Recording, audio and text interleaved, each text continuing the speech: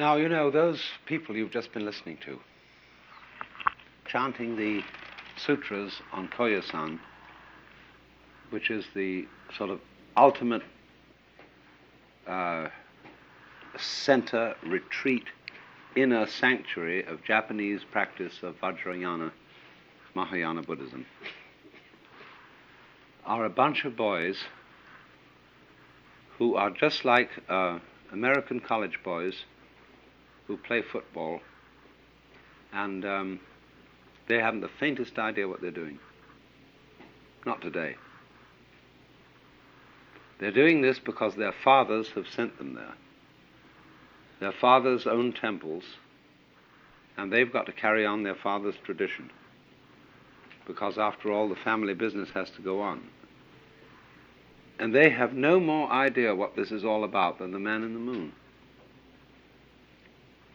And you and I can sit here, and we could get swinging with this music. We could dance to it, and we could go very far out on it, which was what you were originally supposed to do. And for them, it's a chore. It's a thing you have to get up for at 5 o'clock in the morning, and you have to memorize all this, and you have to get it exactly right and do it. And they've completely forgotten what it was all about. But it was originally there.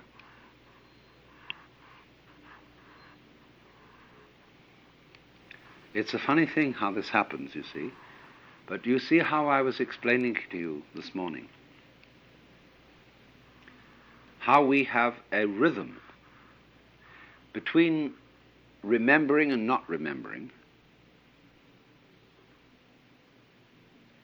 You remember long enough to know that you're there. Because if you don't remember, nothing makes any impression upon you, and therefore you're not there. But then when memory gets too much, and you're too much there, then you have to realize that all memory is an illusion, that there is nothing except the present moment. And that there is no future, as equally no past. And then you're liberated. But when you get liberated, you have to come back in and play memory again.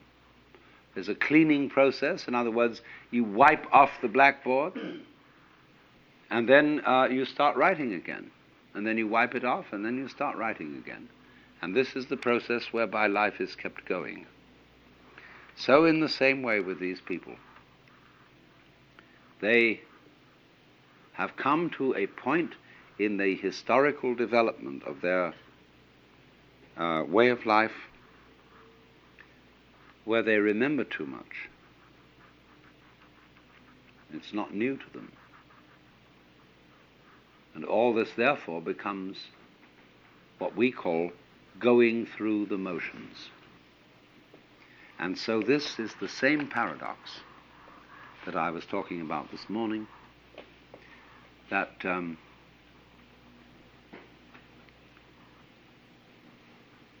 the echo, which is memory, is simultaneously what tells you you exist and what traps you. So in the sense that it tells you you exist, it's an advantage. To the extent that it traps you, it's a debt. You're in debt. You should be thankful. Somebody gave it to you.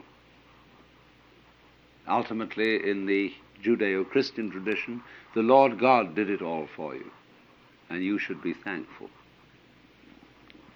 And say, anything bad that I did was from me. Dear God, anything good that I did was from you. You see? What a marvelous mix-up that is. But all I'm saying is this: there is a point in all this development where you have to say to people, please come off it. In other words, these boys here in Koyasan, I was aching to know enough Japanese to say to them, do you realize what a great thing you have here? couldn't you possibly enjoy it for a few minutes?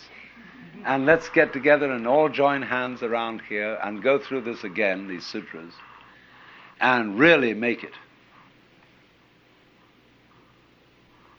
So I'm talking, you see, about the same process of what has been called flip-flopability,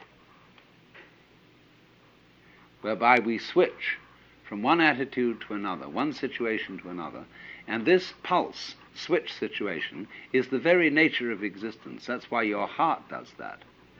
That's why all sounds, all light, everything is going bloop, bloop, bloop, bloop, bloop, bloop. See? And so because of that bloop,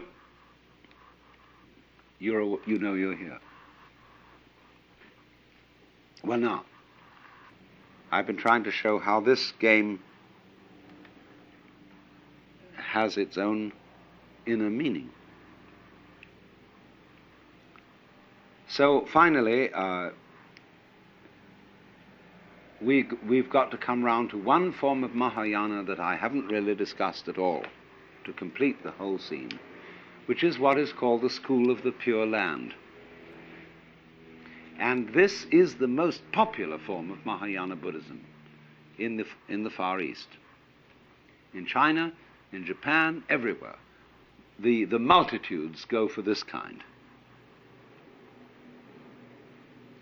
And it's all under the presiding image of one of those Jnani Buddhas called Amitabha, whose name means boundless light, and who is a sort of subdivision or aspect of Mahavairocana, who is the great Sun Buddha, and is therefore probably derived historically from Ahura Mazda, from Persia, the great sun god of the Mazdaeans and the Parsis. But although that may have been what set it all off, it has been greatly transformed by being canalized through Buddhism. Now, you have all seen photographs of the Buddha at Kamakura, the Daibuts, that enormous bronze figure that sits in a beautiful park with pine trees, the temple having long been demolished by a tidal wave, for which thanks be to God. Because if it hadn't been for the tidal wave, nobody would ever have really seen this figure. But there is at Kamakura this huge bronze figure. It's about 42 feet high. And here this creature sits, surrounded by a great busyness. Thousands of school children are all the time on tours, streaming by, photographers, people selling this, that, and the other, souvenirs, exhibitions of dwarf trees and everything. They're all going on around. And here this thing sits and looks down forever. And nothing can hush it. I mean, let's put it this way. It hushes everything. That no matter how much turmoil of children, etc., is going on in this park, this huge face presides over everything. And you cannot ignore it. It subdues you into peace without doing it in an authoritative way. It doesn't say to you, shut up. It just is so peaceful that you cannot help catching the infection of peace that comes from this figure. And this is the figure of Amitabha. Not the historical Shakyamuni Gautama Buddha living in India, but one of the Jnani Buddhas who is not manifested in the world. Now, the religion connected with this figure is called Pure Land Jodo in Japanese, Shinshu, the true sect of the Pure Land. It comes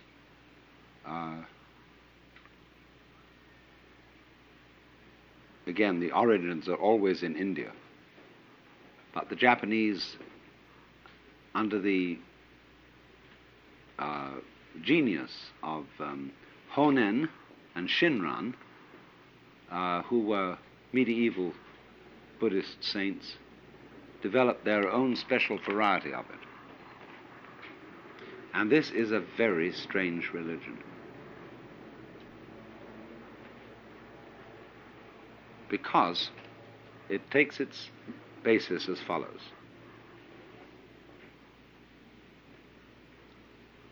We are living now in the most decadent period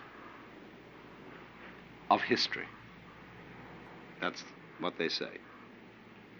And this comes back from the Hindu idea that this is the Kali Yuga. This is the end of time, where everything is completely fouled up. And this started in about 3000 BC. February the 23rd, 3023 BC, the Kali Yuga began.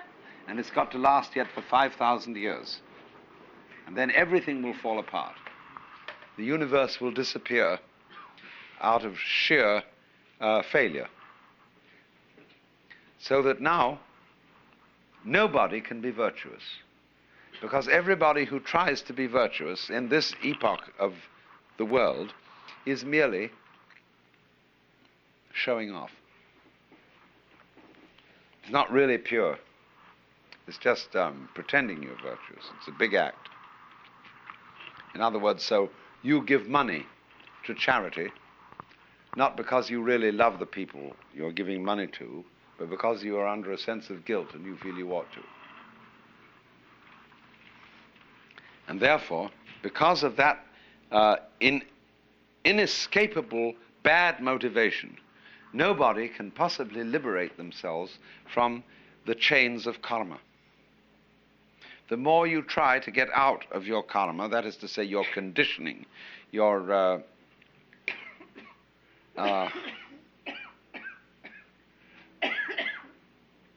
bondage to your past, the more you simply get yourself involved in it. And therefore, all human beings living in the end time of the Kali Yuga, or what the Japanese call Mappo, are just hopeless, hopelessly selfish. So in this predicament, you cannot rely on jiriki, that means your own power, to get out, to get liberated from self. You have to rely on tariki, which is the power of something else altogether than you, something quite different. So in the Jodo Shinshu sect, the tariki, the other power, is represented in the form of Amitabha, or Japanese say Amida, this great beneficent Buddha figure who everybody loves. And he's so strangely different from any kind of authoritarian God figure that we have in the West. Amida doesn't bombinate. He sits there serenely, quiet. He doesn't preach. And all you have to do is to say his name in the formula Namu Amida Butsu, which means Namu, name, Amida Butsu, of Amida Buddha. Namu Amida Butsu. And all you have to do is to say that formula, and after death you will be reborn in a special paradise called Sukhavati, which is Jodo, the Pure Land, where becoming enlightened is a cinch. It has none of the difficulties surrounding it that we have in our ordinary life today. Everybody born in the Pure Land is born in the inside of a lotus. There's a huge lotus pond in front of where Amida sits with all his attendants. And the lotuses come up and they go pop, as the bud breaks. And every time it goes pop like this, there's a new little being in there who is somebody who said the formula Namo Amida Buddhas. And those are human beings who are now sitting on lotuses like Buddhas. And you should see, you go to Koyasan, and they have a great painting there in their museum of what it's like to arrive there.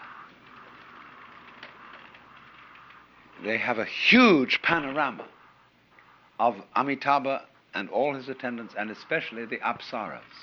And she looks at you with lovely, longing eyes. And so, this is welcome to Amida's paradise, where you will all sit on lotuses and be Buddhas without any difficulty. But the point is, all you have to do to get there is to say Namo Amida Buddhas. You don't even have to believe that it works. Now that is the religion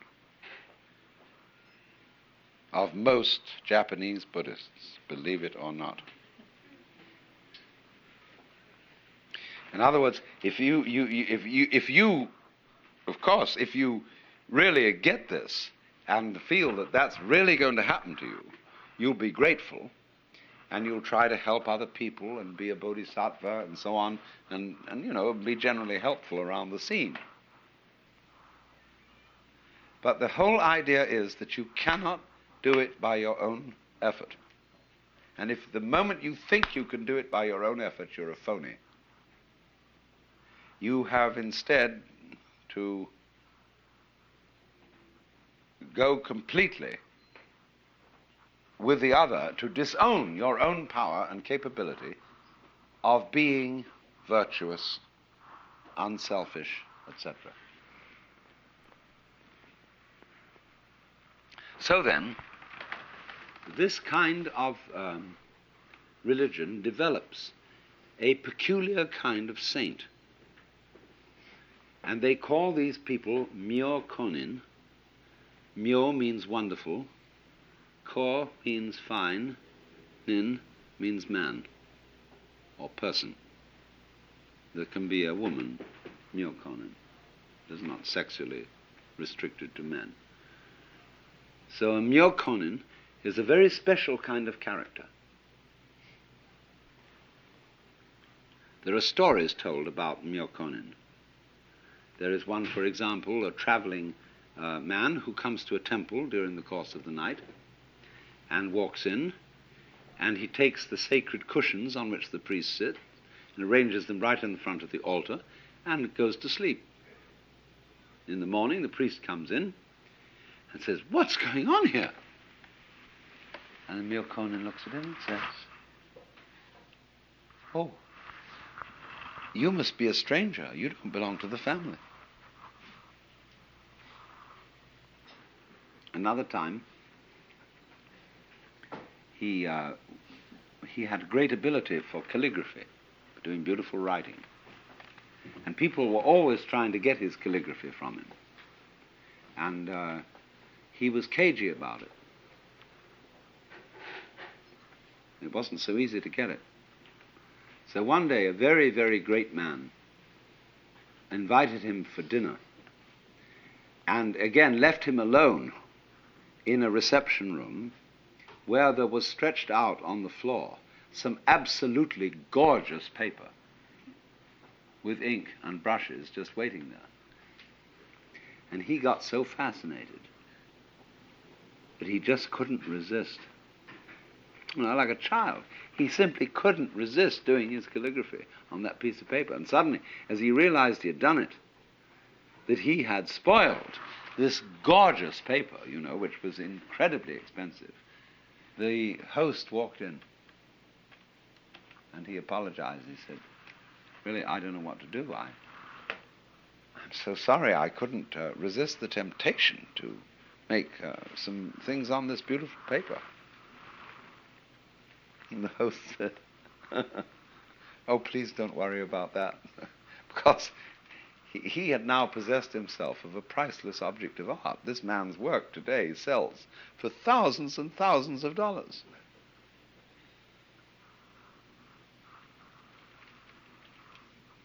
So this is the spirit. I'm telling these anecdotes to try and illustrate the spirit of what's called a myokonin. Somebody in the swing of realizing that all the very great thing in life is not your own doing. That it comes from the side of things, the flip, in other words, of experience that you call other. There are some people, you see, who believe it comes from the split in experience you call yourself. That's the Jiriki people. The Tariki people believe it comes from the other. But now what happens is this.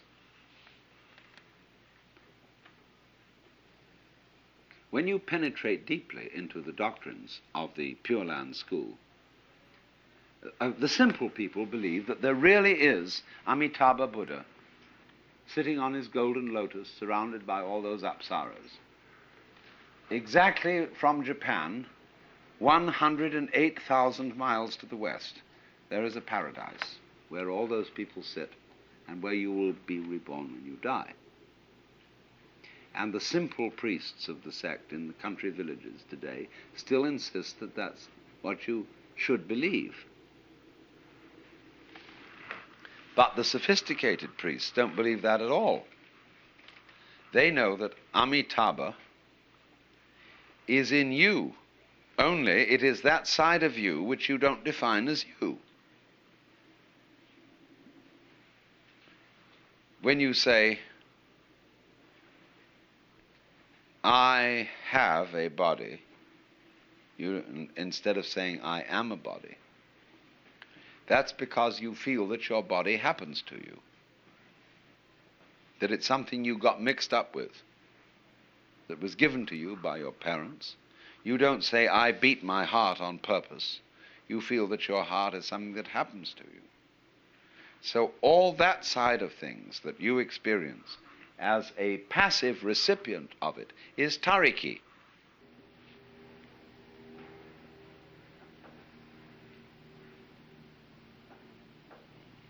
But in all this, who are you?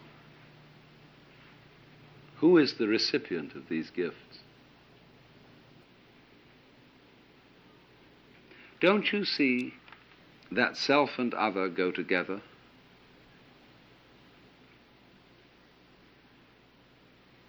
That you don't need to cling to yourself because you have everything you called other, and that's you too.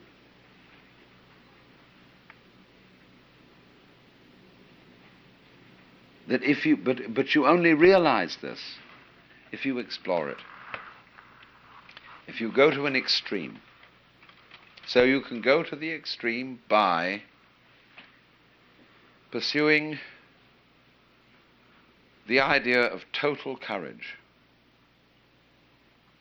of letting go of everything, of being a true Zen monk and abandoning all your property and living in a barn and sitting in the middle of the night in the cold and eating rice and pickles and so on.